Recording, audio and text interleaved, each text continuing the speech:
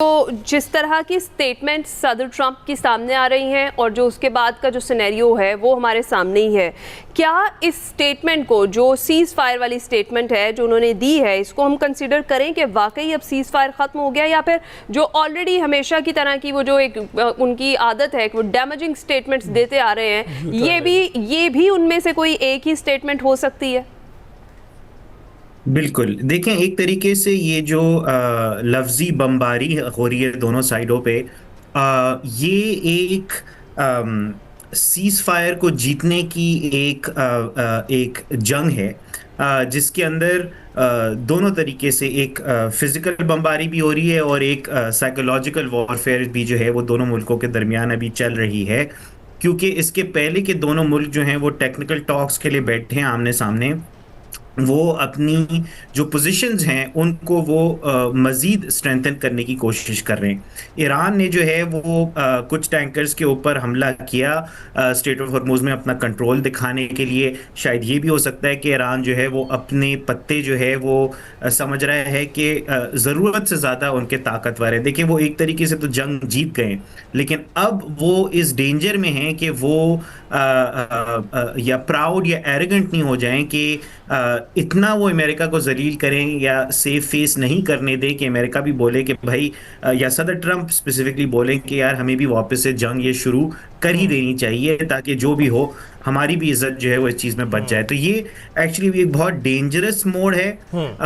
मुझे ये लगता है कि अभी वापस ये दोनों पीस टेबल पे बैठ जाएंगे, लेकिन अगर इसी तरीके से वापस झड़कें 2-3 बार और होती हैं तो फिर really all bets are off, and ये एक वापस से बहुत कशीदगी की बिलाल, तरफ कुछ जो है वो तजियाकार ये कह रहे थे और अभी भी उनका यही मानना है कि जो बूट्स ऑन द ग्राउंड है वो तो इनएविटेबल है, क्योंकि बुरी तरह से अमेरिका इसमें फंस चुका हुआ है। और ये जो बयानिए की जंग जिसके हवाले से आप कह रहे हैं, बयानिए की जंग तो ऐसी है कि दोनों पार्टीज ओवरवेल्म दिखाई देती हैं।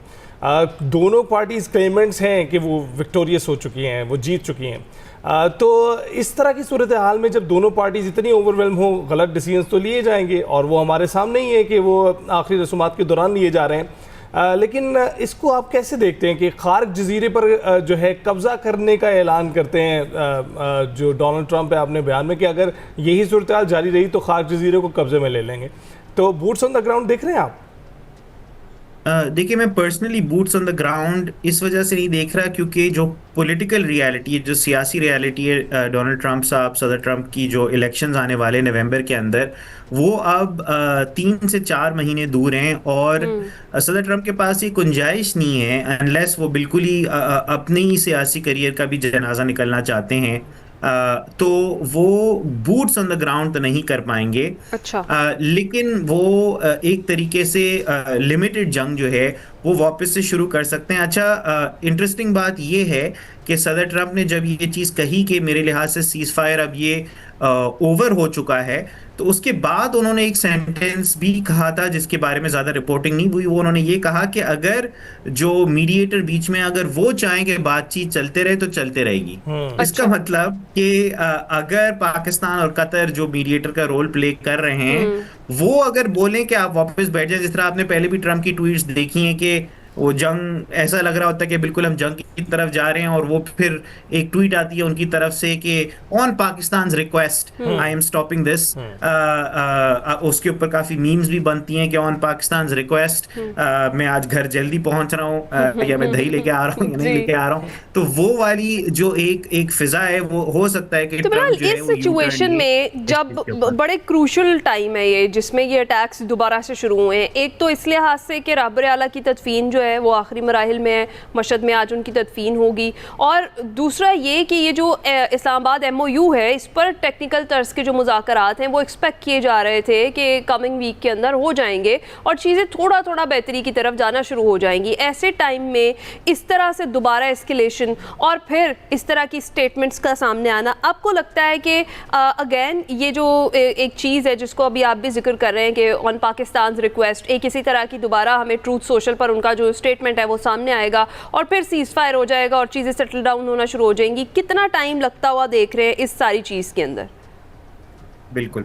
देखें, जो आप दो वजूहात कह रही हैं, कि एक आयतुल्लाह ख़ामेनी साहब का जो फ्यूनरल हुआ और फिर जो पीस टॉक शुरू होने वाली है वापस से, ये दोनों की इन दोनों के माहौल में ये कैसे जंग शुरू हुई, तो मेरा ये जवाब ये है कि इन दोनों चीज़ों की वजह ही से जंग वापस शुरू हुई है। क्योंकि जो फ्यूनरल है उसके अंदर एक बहुत गुस्सा निकला है ईरान की जी। स्ट्रीट से उन लीडर्स के ऊपर ईरान के अंदर जिन्होंने ये पीस डील की है। यहाँ तक कि जो फॉरेन मिनिस्टर अब्बास अगरीची हैं उनके ऊपर पथराव हुआ है फ्यूनरल के अंदर। लोगों ने पत्थर मारे उनके ऊपर कि क्यों आपने बात की जिस मुल्क ने जो है जिनकी वजह से, जिस मुल्क की वजह से हम ये जनाजा आज उठा रहे हैं। तो ये इतना गुस्सा है ईरान की पब्लिक के अंदर भी, तो इस वजह से ईरान को भी अपनी एक मसल दिखानी थी, एक गुस्सा रिलीज करना था।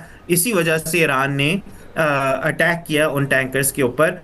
और अमेरिका ये चाहता था, क्योंकि अमेरिका ये जानता है कि ये कमज़ोर है इन पीस टॉक्स में जाने के पहले, तो वो एक फाइट टॉक की स्ट्रेटजी अपनाने की कोशिश कर रहे हैं कि वो पीस टॉक्स में बैठने के पहले जो है वो भी अपनी मसल्स जो हैं वो ज़रा दिखाएं दुनिया को और ईरान को। तो ये इस वजह से ये चीज़ें हो रही हैं। लेकिन मेरा ये तज्जिया है कि ये दोनों वापस आके मिल बैठेंगे, और ये इस वजह से है क्योंकि दोनों ने अपनी हदें नहीं पार की हैं। अच्छा।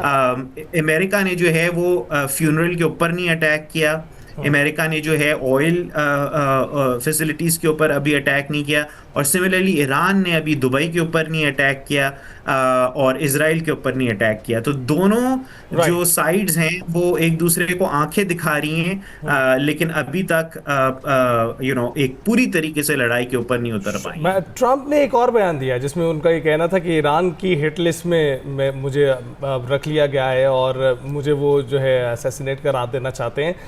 तो दूसरी जानिब हम ये देखते हैं कि सिर्फ ईरानी खफा नहीं है, गमो गुस्सा तो उनको लेकर जो अमरीकी अवाम है उनमें भी बहुत है, क्योंकि इनका जो दूसरा दौर है जिसमें जो इनकी जीत समझी जा रही थी, जो सोचा जा रहा था कि ये बहुत अच्छे इकदाम कर रहे हैं, उनमें एक टैरिफ का मामला था जो फायर बैक किया, रेयर अर्थ मिनरल्स की जो पाबंदियां थी चाइना की जानिब से, उससे फायर बैक हो गया। और दूसरी जानिब जो ईरान की सूरत हाल है, 28 फरवरी तक तो आबनाए हुर्मुज़ खुली थी, वो भी फायर बैक कर गई। अब आबनाए हुर्मुज़ को खुलवाना ही एक इशू बन गया है। आप क्या सोचते हैं कि अमरीकी अवाम क्या सोच रहे हैं ट्रंप के बारे में? अमरीकी अवाम में बहुत गुस्सा है इस जंग को लेके, लेकिन इससे भी ज़्यादा अहम बात यह है कि जो ट्रंप साहब के वोटर हैं उनको भी गुस्सा है ट्रंप के ऊपर, क्योंकि सदर ट्रंप ने इलेक्शन कैंपेन में कहा था कि अगर आप जो बाइडेन या कमाला हारिस को इलेक्ट करेंगे तो इसका मतलब ये है कि ईरान में जंग होगी, और अगर आप मुझे इलेक्ट करेंगे तो जंग नहीं होगी। तो सिर्फ ये नहीं हुआ कि डोनाल्ड ट्रंप साहब ने ये जंग शुरू की, उन्होंने जो प्रॉमिस किया था उसकी खिलाफ वर्जी की खुद ही ये जंग करके। तो जो वोटर जिन्होंने उनको वोट दिया था ईरान में जंग ना करने के लिए, अब उनको इतना गुस्सा है कि क्यों जंग हुई। और इसका जवाब एक ही है कि जो इजराइल की लॉबी है उन्होंने इतना प्रेशर डाला है सदर ट्रंप के ऊपर कि वो जंग में चले गए इनके पीछे। तो उस वजह से भी गुस्सा निकलना है अमेरिकन पब्लिक का भी। ठीक। बहुत शुक्रिया। मोहम्मद बिलाल लखानी वाशिंगटन से हमें ज्वाइन किया हुआ था और हम गुफ्तगू कर रहे थे कि जिस तरह से दूसरे रोज़ भी हमले जो हैं वो अमेरिका के जारी हैं ईरान पर, और सिचुएशन ख़राबी की तरफ जा रही है। लेकिन बिलाल होपफुल हैं, वो ये कह रहे हैं कि टेबल टॉक पर दोबारा आ जाएंगे दोनों फरीकैन। तो लेट्स सी इसमें कितना टाइम लगता है और कितना डैमेज होता है। अभी हम ब्रेक पर जाएंगे।